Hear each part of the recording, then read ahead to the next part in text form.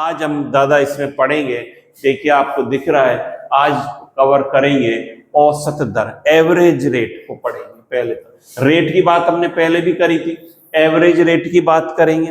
Rate sir अभी तो आपने रेट की बात बताई थी, अब रेट भी दो प्रकार की है, इसको हम पढ़ेंगे। और दूसरा कौन सी है, इंस्टेंटेनियस रेट और तात्कालिक दर। क्या कहेंगे, तात्कालिक या तात्क्षणिक, उस क्षण पर रेट, किसी क्षण पर रेट क्या होगी। और यदि टाइम मिला तो आज कुछ न्यूमेरिकल्स को भी सुलझा दीजिए, क्योंकि जब फिजिकल केमिस्ट्री की बात हो और न्यूमेरिकल्स ना हो तो सर सूना सूना सा लगता है। तो इस बात की भी हम, न्यूमेरिकल्स की भी हम कुछ बात करेंगे। चलिए आ जाइए। अब देखिए पहले तो हम बात करें रेट की बात करें। देखिए इस डेफिनेशन की बात हम बाद में करेंगे। रेट हमने पढ़ा है भाई, क्या पढ़ा है, रेट दर क्या होता है। कंसंट्रेशन क्या पढ़ा है, change in concentration of reactant on product upon time taken, ये बात पढ़ी है हमने। क्या लिखा है, change in concentration of reactant और प्रोडक्ट अपॉन, क्या पढ़ा है हमने ये पढ़ा है अपॉन टाइम टेकन, ये बात हमने पढ़ी है।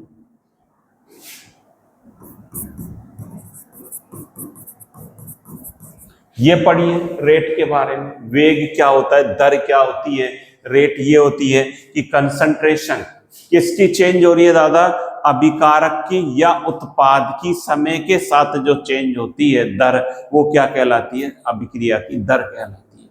सांद्रता में जो समय के साथ परिवर्तन होता है, और ये बात सर हमें पता है कि क्रिया कारक है, अभिकारक की दर समय के साथ साथ घटती जाती है और उत्पाद की भाई सांद्रता बढ़ती जाती है, ये बात भी हमने पढ़ ली है। तो अब जब हम बात करेंगे एवरेज रेट की, दो प्रकार की है रेट, यहाँ पर हम बात करेंगे दो प्रकार के रेट की बात करेंगे, दर की बात करेंगे। देखिए दो प्रकार की रेट की बात करेंगे। पहली कौन सी है, एवरेज रेट की बात करेंगे, जिसको हम RAV से डिनोट करेंगे।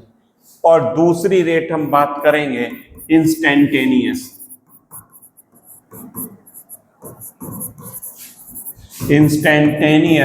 रेट की बात करेंगे, और इसको भाई किससे रिप्रेजेंट करेंगे, RI, इंस्टेंटेनियस, इस प्रकार से रिप्रेजेंट करेंगे। अब क्या लॉन्ग टाइम इंटरवल में जब हम क्या करते हैं, मेजर करते हैं रेट को, तो वो क्या कहलाती है, एवरेज रेट कहलाती है। एक लंबे समय अंतराल में रेट की हम गणना करें तो वो कि भाई क्या कहलाएगी, एवरेज रेट कहलाती है। और इसकी डेफिनेशन की जब हम बात करेंगे, the rate measured over a long time interval, long time, कुछ समय के बाद, मिनट के बाद या घंटों के बाद हम रेट की गणना करें। पहले मान लीजिए कोई क्रिया कारक है, उसकी सांद्रता मान लीजिए 1 है।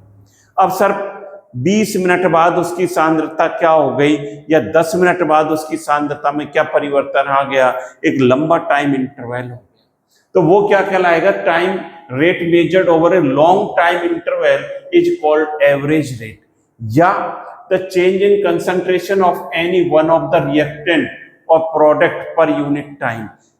रिएक्टेंट और प्रोडक्ट दोनों की बात हम करेंगे, यहाँ पर रिएक्टेंट और प्रोडक्ट दोनों की बात कर रहे हैं कि उसमें समय के साथ जो सांद्रता में परिवर्तन होगा भाई, वो क्या कहलाएगा, एवरेज रेट कहलाएगा। और यही बात हिंदी मीडियम की वाले स्टूडेंट्स के लिए लिखी हुई है कि लंबे समय अंतराल में मापी गई दर को भाई क्या कहते हैं, औसत दर कहते हैं। एक टाइम इंटरवल के बाद क्या लिखेंगे, लंबे समय अंतराल के बाद मापी गई दर को क्या कहते हैं, औसत दर कहते हैं। किसी एक अभिकारक या उत्पाद की सांद्रता में परिवर्तन को उस समय अंतराल से भाग दें। सांद्रता में जो, यही तो पढ़ा है हमने, सांद्रता में क्या कर देंगे, यही बात हमने पढ़ी है कि सांद्रता में परिवर्तन को समय अंतराल से सर भाग दे दो, ये बात हमने पढ़ी है। तो यही बात लिखी हुई है, परिवर्तन को समय अंतराल से भाग देने पर जो मान प्राप्त होता है वो औसत दर कहलाता है। वाह क्या बात है सर, सारी बात समझ में आ गई आपके। बिल्कुल क्लियर हो गया होगा कंसेप्ट कि औसत दर क्या होगा। एक समय अंतराल के बाद जब दर की गणना की जाती है वो क्या कहलाती है, एवरेज रेट कहलाती है। अब एवरेज रेट की जब हम बात करेंगे, इसको किससे डिनोट कर रहे हैं, एवरेज रेट को आर एवरेज, इससे डिनोट करते हैं। अब यहां पर देखिए, अब यदि मैं बात करूं एवरेज रेट की बात करूं, आर ए वी, मान लीजिए एवरेज रेट की बात हम करें, यदि हमारे पास रिएक्टेंट ये बताया था ये प्रोडक्ट में चेंज होता है, रिएक्टेंट किस में चेंज हो रहा है, प्रोडक्ट में चेंज हो रहा है, और टी बराबर टी समय पर, टी बराबर टी सेकंड पर यदि इसकी कंसंट्रेशन R1 मान लेता और इसकी कंसंट्रेशन हम मान लें, अब कितनी मान लें, P1 मान लें, और T बराबर T2 समय पर, T बराबर क्या कर दूं, T2 समय कर दूं, अब ये कितनी हो जाएगी, R2 हो जाएगी, और ये कितनी मान लें, P2 हो जाए। ये इस प्रकार से हो जाए तो हम क्या लिख सकते हैं, वो थोड़ा सा यही बता रहा हूं। यदि हम, ये आपको पता है कि ज्यादा इसमें से कौन है, R1 ग्रेटर देन R2, ये बात भी हम पहले पढ़ चुके हैं, और क्या है, P2 ग्रेटर देन P1, ये बात हमने पढ़ ली। R1 की कंसंट्रेशन क्या है, ज्यादा है, धीरे धीरे कम होती जाएगी, और प्रोडक्ट की पहले कंसंट्रेशन 0 थी, धीरे धीरे बढ़ती चली जाती है। इतनी बात हमने पढ़ ली है।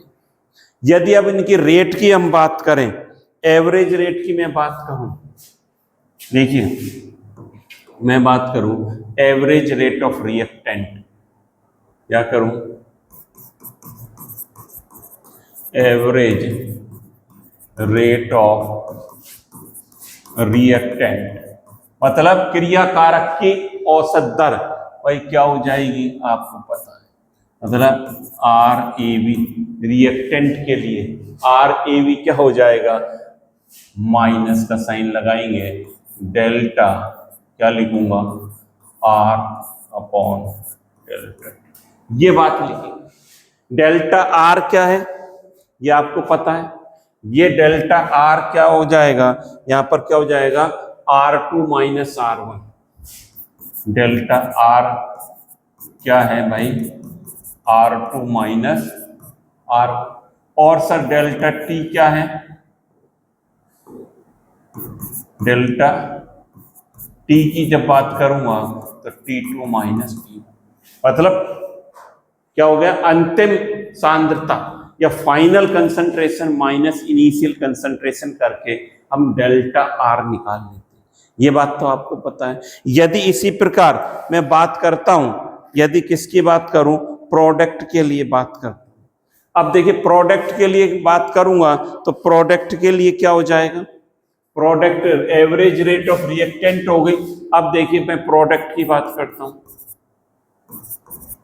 Average rate of product,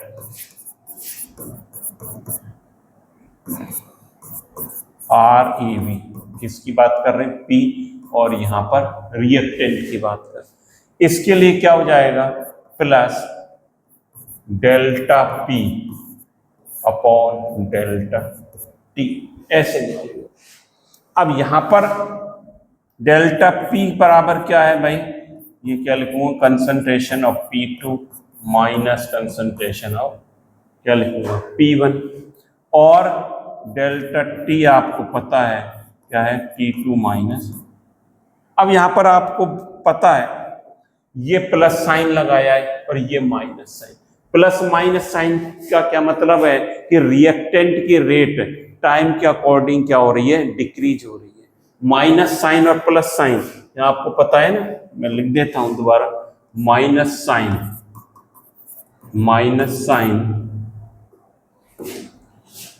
indicate the concentration of reactant is decrease, concentration of reactant is decrease. और जब प्लस साइन की बात करें, प्लस साइन की बात आ रही है, इसका मतलब indicate the concentration of product is increase. Concentration of product भाई क्या हो रही है, इंक्रीज हो रही है। और ये जो रिएक्टेंट की रेट है ये क्या हो रही है, डिक्रीज हो रही है। इतनी बात आपने समझ ली, ये बात समझ ली। पहली बात हमने रेट की बात करी कि कंसंट्रेशन किसकी चेंज होगी, रिएक्टेंट की और प्रोडक्ट की टाइम के अकॉर्डिंग भाई वो क्या कहलाती है, रेट कहलाती है। और जब एवरेज रेट की बात करेंगे तो लॉन्ग टाइम इंटरवल में जो चेंजेज आएगा वो भाई एवरेज रेट कहलाएगी, और ये कुछ भी ज्यादा नहीं। तो एवरेज रेट आपकी समझ में आ गई हो। रिएक्टेंट के आगे माइनस साइन लगाते हैं और प्रोडक्ट के आगे भाई क्या लगाते हैं, प्लस साइन यहां पर लगाया जाता है। इतनी बात आप इसको नोट कर लें, तब आगे चलते हैं और बात करेंगे।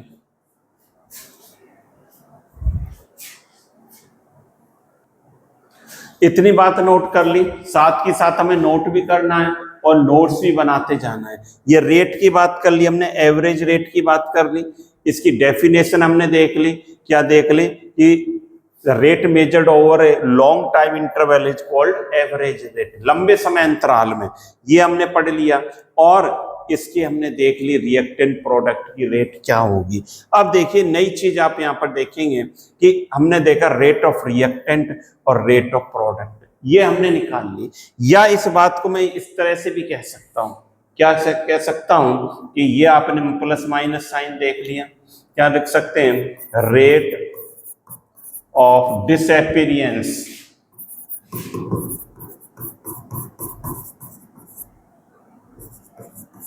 Rate of disappearance of reactant of R. R क्या है, रिएक्टेंट, यहां लिख देता हूं, reactant R is equal to, ये जो इंपॉर्टेंट बात है इसको समझना है भाई। Rate of disappearance of R, reactant के विलुप्त होने की दर, ये क्या निकल कर आई है, minus delta R upon delta T. ये होगी, क्या होगी, minus delta R upon delta T.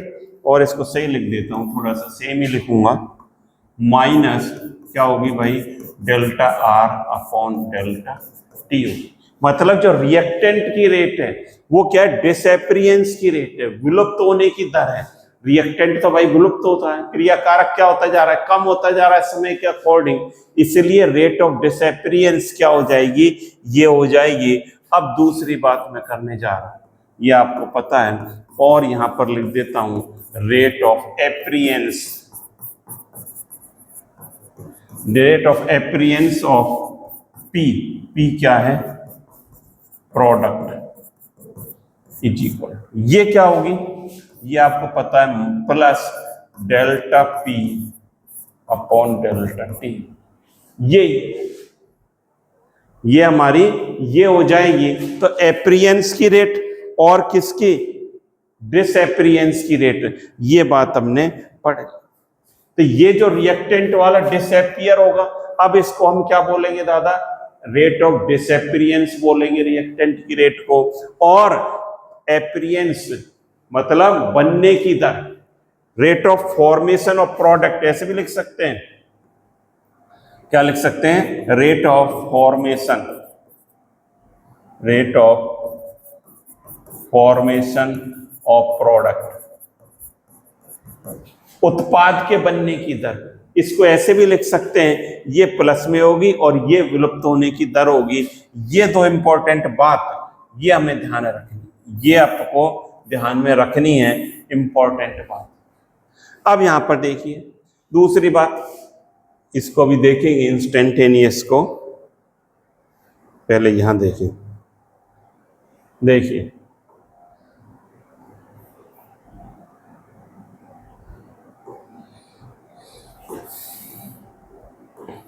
दूसरी बात, time required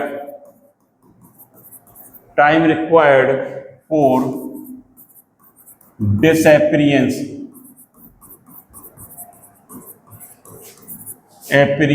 of 1 mole of R क्या है, रिएक्टेंट।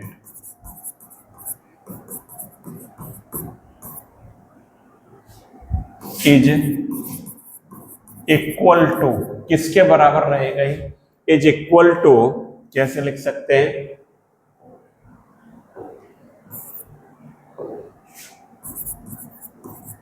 इक्वल टू क्या होगा? टाइम रिक्वायर्ड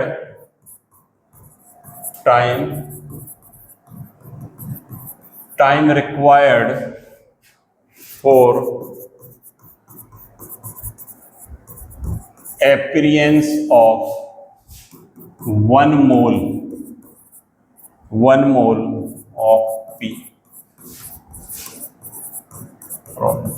ये हो, मतलब 1 मोल का डिसएपियरेंस होगा रिएक्टेंट का, जितना टाइम हमें रिक्वायर्ड होगा उतना ही ए के क्या होगा, प्रोडक्ट के बनने का जो दर होगी, बनने में जो समय लगेगा, वो दोनों बराबर करेंगे।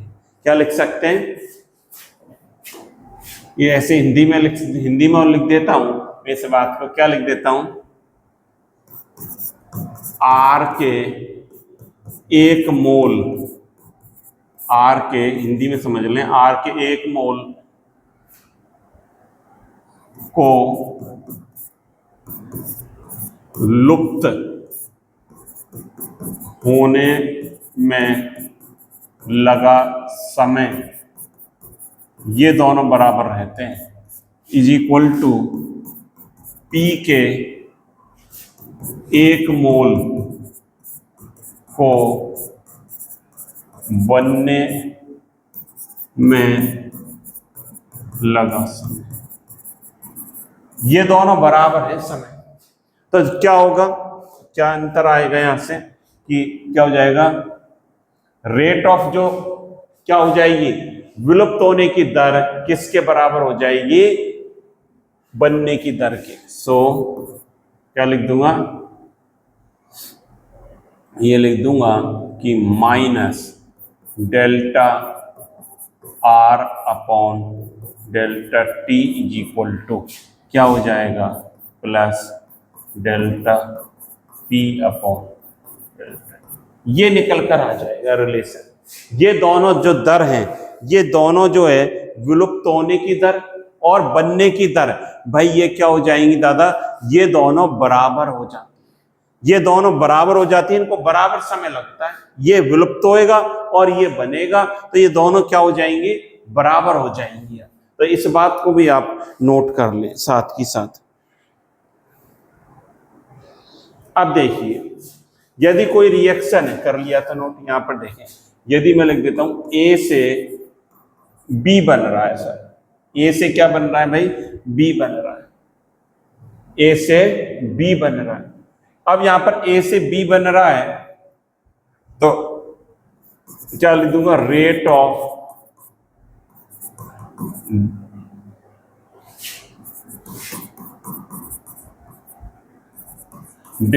डिसएपियरेंस ऑफ ए क्या हो जाएगी? क्या लिखोगे? माइनस क्या लिखेंगे? डेल्टा ए अपॉन क्या लिखूंगा? डेल्टा टी लिखेंगे। रेट ऑफ डिसएपियरेंस ऑफ ए क्या लिखेंगे? क्या लिखेंगे हम? क्या लिखेंगे? डेल्टा ए के विलुप्त होने की दर minus delta A upon delta T. और क्या लिख दूं यहां पर हिंदी में? ए के विलुप्त या लुप्त, एक ही बात है, विलुप्त होने की दर। भाई ये हो, यदि आपसे कोई पूछे बी के बनने की दर सर क्या है? बी के बनने की दर क्या लिखेंगे? Rate of appearance of B, मतलब बी के बनने की दर। बी के बनने की दर क्या हो जाएगी अब, प्लस क्या लिख दूंगा, delta B upon delta T. B के बनने की दर भाई ये हो जाएगी, बी के बनने की दर ये हो जाएगी delta B upon delta T. तो ये बात आप समझ लें, ये इंपॉर्टेंट बात है कि विलुप्त होने की दर और दोनों की दर, ये दोनों क्या हो जाती हैं, बराबर हो जाती है। और विलुप्त होने की दर क्या होगी, minus delta A upon delta T, और बनने की दर भाई क्या हो जाएगी, delta B upon delta T हो जाएगी। यदि आपसे ये कोई कहे, चलिए और देखते हैं, यदि हमसे कोई कहे ए से 2b बना है, तो इसके लिए बता दूं क्या, मैं ऐसे लिख दूं, rate of disappearance. Rate of disappearance क्या हो जाएगा, minus delta A upon delta T. यदि रेट ऑफ एपीरियंस क्या हो जाएगा, मतलब plus delta B upon delta T. ये कॉफिशिएंट को नहीं लिखेंगे, ये इंपॉर्टेंट बात है, कॉफिशिएंट को इंक्लूड यहां पर नहीं करेंगे। सोशियोमेट्रिक जो कॉफिशिएंट है 2 लिखा हुआ है, इसको यहां पर नहीं लिखा जाएगा। रेट ऑफ एपीरियंस की जब बात करेंगे, बी के बनने की दर बात करेंगे, तब इसको यहां पर नोट नहीं करेंगे। यदि ये इस प्रकार से 2a ऐसे कर देते हैं, a plus 2b is equal to 3c। अब बताइए, अब यदि मैं बात करूं, क्या करूं, rate of disappearance of a, तो क्या हो जाएगा, minus delta a upon delta T. Stoichiometric coefficient को यहां पर इंक्लूड नहीं करेंगे। Rate of disappearance of b क्या लिखेंगे, simple delta b upon delta T लिखेंगे। और रेट ऑफ एपीरियंस या बनने की दर, rate of formation of c में क्या लिखूंगा, प्लस, बस प्लस माइनस का ध्यान रखेंगे, delta c upon delta T. इतनी बात आप समझ लें मन में, ये बात आपके समझ में बैठ गई तो हमारा न्यूमेरिकल का काम भी हल्का हो गया आधा। इतनी बात कर लिया आपने। अब सर कोई रिएक्शन लिखकर बता दो। अब देखिए, मान लीजिए रिएक्शन लिखकर बता देते हैं, उससे पहले ग्राफ देख लेते हैं। इनके ग्राफ किस प्रकार से बनते हैं, ग्राफ कैसे बनेंगे इनके, उस बात की भी हम गणना कर लेते हैं, बात कर लेते हैं भाई ग्राफ कैसे बनेंगे। यहां पर देखिए, इसमें कंसंट्रेशन और टाइम के अकॉर्डिंग ग्राफ को यदि प्लॉट करना हो, तो रेट की जब हम बात करेंगे तो यहाँ पर ग्राफ कैसे प्लॉट होंगे, इस बात को भी समझ लें। ग्राफ को कैसे बनाएंगे, उससे पहले ये सारी बातें आप नोट कर लें, तब ग्राफ पर चलेंगे। चलो भाई, ग्राफ की बात करेंगे, तब एक उसके बाद एक नई बात सीखेंगे। यहाँ पर ग्राफ देख लो पहले, ग्राफ कैसे प्लॉट करेंगे, किस किस में, कंसंट्रेशन वर्सेस टाइम। ये मैं ले लेता हूं यहां पर, ऐसे यहां पर लिख देता हूं कंसंट्रेशन, हिंदी में कहते हैं सांद्रता, और यहां पे ले लिया मैंने समय। अब देखिए, रिएक्टेंट की सांद्रता समय के साथ क्या होती है सर, डिक्रीज होती जाती है, ये बात हमने पढ़ी है। तो इसकी ग्राफ कैसे प्लॉट होगा, इसका ग्राफ ऐसे प्लॉट होगा, समय के साथ क्या हो रही है, डिक्रीज हो रही है। और यहां पर हम ऐसे लिख सकते हैं, क्या, देखो यहां पर मैं ले लेता हूं एक t1 टाइम, यहां पर ले लिया t1, यहां ले लेते हैं ये मैंने ले लिया, क्या ले लिया, ये t1 और ये क्या है t2। t1 पर जो है ये इस तरह से आएगा,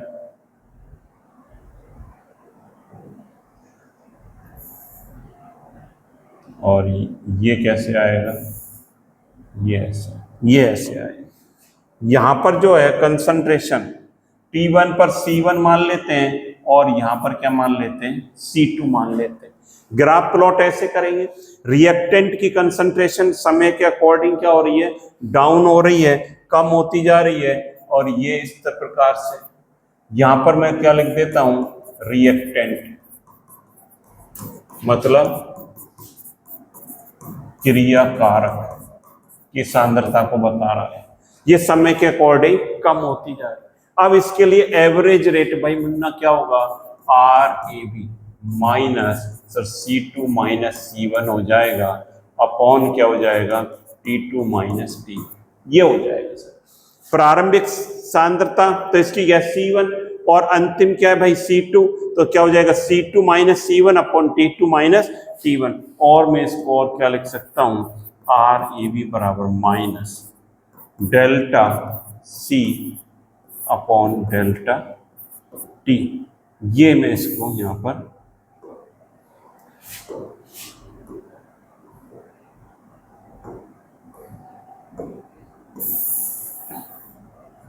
ये हो जाएगा किसके लिए, रिएक्टेंट के लिए। तो रिएक्टेंट के लिए जब हम सांद्रता की बात करेंगे, एवरेज रेट की बात करेंगे, तो इस तरह से ग्राफ आता है। अब बात करें सर प्रोडक्ट की, अब प्रोडक्ट की बताइए सर, प्रोडक्ट का किस प्रकार से आएगा, पहले आप इसको नोट कर लें तब प्रोडक्ट की बात करेंगे, प्रोडक्ट की भी बात करेंगे, इसको नोट कर लें, मैं साइड में हो गया हूं। अब प्रोडक्ट की बात करते हैं, प्रोडक्ट का ग्राफ किस प्रकार से प्लॉट होगा। अब यहां पर देखिए, प्रोडक्ट की जब बात करेंगे तो यहां भी हम क्या कर लेते हैं, पहले ये लाइन खींच लेते हैं इस तरह से, यही बात लिखेंगे, ये क्या है, सांद्रता है, इसको क्या कहते हैं, कंसंट्रेशन, और यहां पर क्या लिख देता हूं, टाइम। अब देखिए इसका जो ग्राफ है, समय के साथ प्रोडक्ट भाई क्या होता है, बढ़ता है, क्रियाकारक घट रहा है और उत्पाद क्या बढ़ रहा है, तो इसका ग्राफ कैसे आएगा, ऐसे आएगा, इसका ग्राफ ऐसे आएगा, समय के साथ बढ़ रहा है। यदि यहां पर भी हम ऐसे प्लॉट कर लेते हैं, T1 या T2 दो ले लेता हूं मैं यहां पर,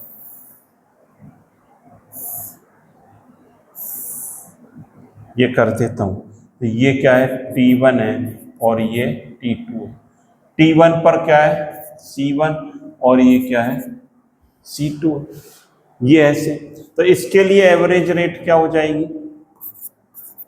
बराबर प्लस लिखेंगे, और ये प्रारंभिक सांद्रता इनिशियल और फाइनल C2, तो क्या लिखूंगा C2 माइनस C1 अपॉन क्या लिखूंगा भाई T2 माइनस T1, और RAB बराबर क्या लिखूंगा, plus delta C upon delta T, इसके लिए ये लिखो, और उसके लिए क्या लिखा था, minus delta C upon delta T लिखा था। तो ये ग्राफ आप प्लॉट कर लें, तब आगे हम बात करते हैं। मुन्ना करो भाई, जल्दी करें फटाफट, कर लिया भाई, बहुत बढ़िया बहुत बढ़िया, आप सीख रहे हैं, ये चीजें हमने सारी पढ़ ली हैं कि रेट क्या होती है, एवरेज रेट भाई क्या है, और इस पर भी हम बात कर रहे हैं। अभी इंस्टेंटेनियस रेट की तो हमने बात ही नहीं करी है, उसकी बात भी करेंगे। अब यहां पर देखिए, अब देखिए ये बात जो आपने सीखी,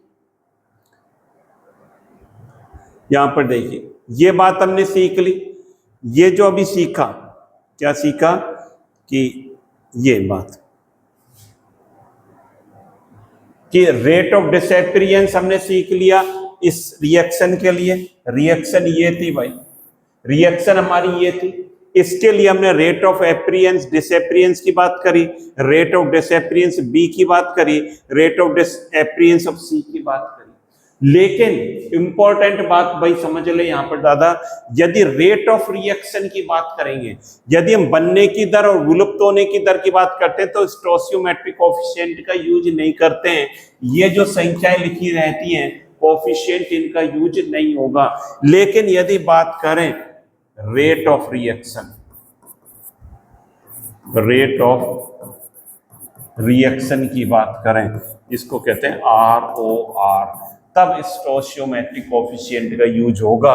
और ये क्या हो जाएगी अब, minus delta A upon delta T is equal to, ये किसके बराबर हो जाएगी, ये हो जाएगी माइनस, अब इसको 1/2 और क्या लिखूंगा भाई, और क्या लिखूंगा, delta B upon delta T, और इसको क्या लिखूंगा, या 3 मॉलिक्यूल हैं इसके, तो plus 1/3 delta C upon delta T. एक बार देख लेता हूँ पूरी पिक्चर आ रही है क्या नहीं आ रही, फिर आप हल्ला करो। आ रहा है सर, पूरा आ रहा है। तो ये बात समझ लें, जब रेट ऑफ रिएक्शन की बात करते हैं तब स्टोशियोमेट्रिक कोफिशिएंट का यूज होगा, और जो भी कोफिशिएंट है उसको डिवाइड कर देंगे, उससे भाग दे देंगे। यहां पर देखिए 1 है तो 1, या 2 है तो मैंने 1/2 लिख दिया, या 3 है तो भाई यहां पर क्या लिख दिया, 1/3 लिख दिया। बहुत बढ़िया, बहुत बढ़िया सीख रहे हैं आप लोग। अब देखिए मेरे पास यदि कोई एग्जाम्पल लेता हूं, यदि मैं लिख देता हूं, ये देखिए H2 + I2 is equal to 2HI। इसके लिए बात करें पहले, rate of disappearance of H2, इसके लिए क्या होगी सर, माइनस, सर हम लिख देंगे delta H2 upon delta T। बहुत बढ़िया। यदि बात करें, नहीं लिख देता हूं,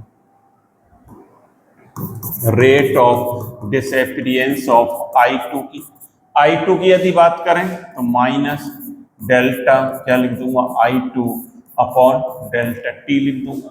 यदि बात करें rate of experience, rate of appearance of HI के बनने की दर, HI के बनने की दर भाई क्या होगी, साइन चेंज होगा बस, delta HI upon delta T।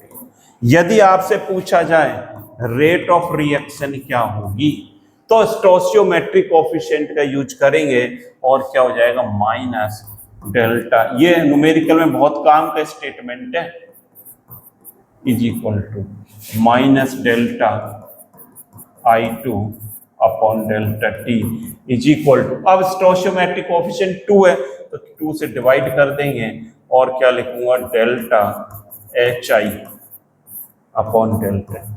अब मैं ये बात लिखूं, ये बात क्लियर हो जानी चाहिए।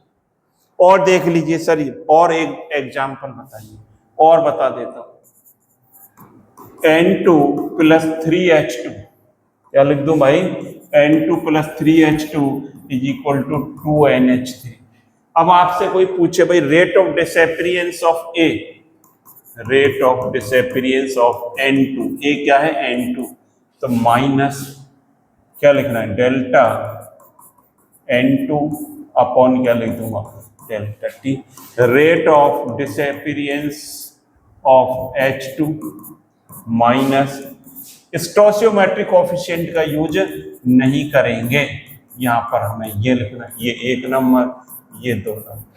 यदि आपसे कोई पूछे भाई रेट ऑफ अपीयरेंस ऑफ क्या, NH3, तो क्या लिख दोगे, प्लस डेल्टा लगाना है, डेल्टा NH3 अपॉन डेल्टा, इतनी बात लिख दोगे, और ये तीसरी रिएक्शन होगी। यदि हमसे कोई पूछे सर ये बता दो कि रेट ऑफ रिएक्शन क्या है, रेट ऑफ रिएक्शन ROR अब क्या हो जाएगी भाई मेरे, क्या इसमें तो कोई कोफिशिएंट नहीं है, minus delta N2 upon delta T is equal to, 3 लगा हुआ है कोफिशिएंट, तो 3 से माइनस 1/3 क्या लिख दूंगा, delta H2 upon delta T is equal to, इस पर 2 लिखा हुआ है तो प्लस 1/2 डेल्टा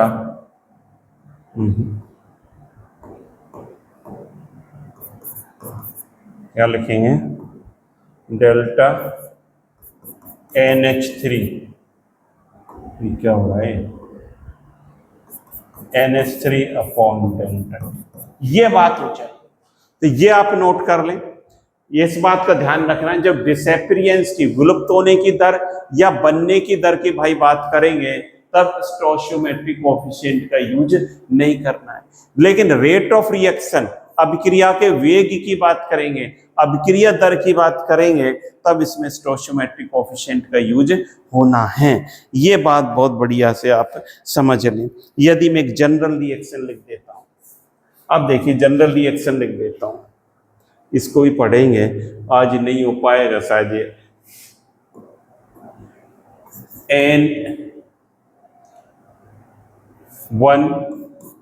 N1A ऐसे लिख देता हूं, प्लस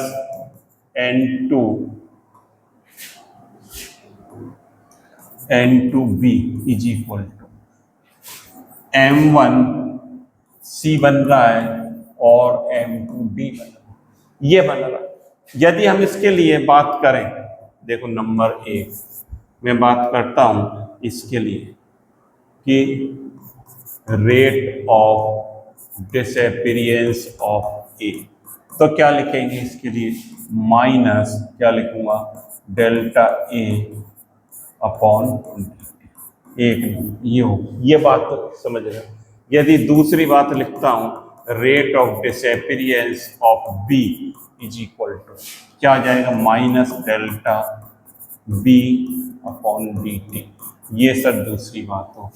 यदि मैं बात करता हूं rate of appearance of C की बात करता हूं, plus delta C upon D T आ जाएगा सर।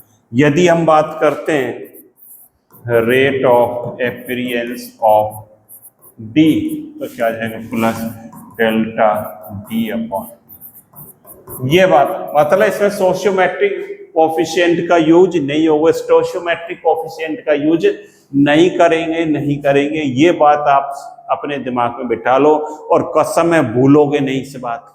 और मेरी कसम नहीं खानी है भाई, अपने अपने हिसाब से देख लेना भाई किसकी कसम खानी है।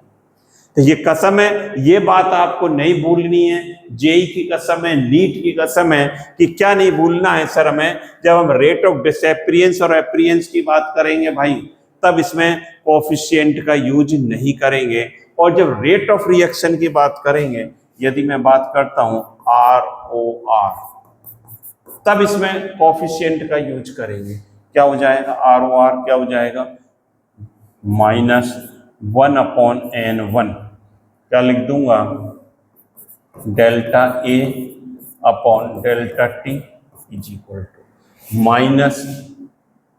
-1/N2 delta B upon delta T is equal to plus 1/M1 delta C upon क्या लिखूंगा, delta T is equal to plus 1/M2 delta क्या लिखूंगा, डी अपॉन डेल्टा टी।